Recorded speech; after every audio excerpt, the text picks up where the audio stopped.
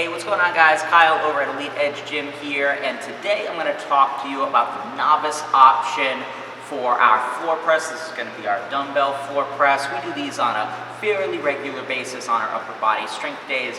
This is really going to be the staple pressing exercise for those folks that are choosing the novice options in your classes. And I want to explain a few different coaching cues for the dumbbell floor press.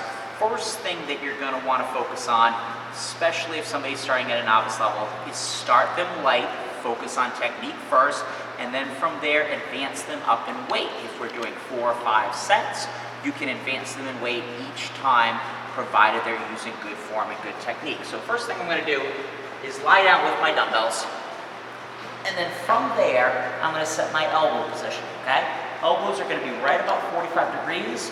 Weights are going to sit over my wrists and over my elbows. Now, I'm going to be in a pronated position or overhand position. I'm going to press straight up, finish over my shoulders, and touch those dumbbells together. Come back down, pause, and then press up.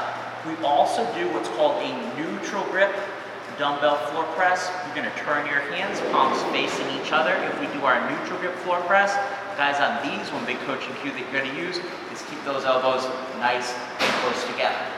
Come in by our sides with our elbows, press, finish straight up over our shoulders, right like so.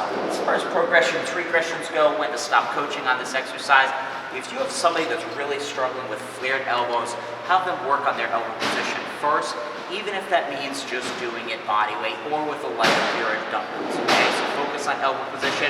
Sometimes neutral grip is easier to coach, so you can try using that as a first option with your clients. Anyway, give those coaching cues a try the next time we do dumbbell floor presses in one of our boot camp workouts.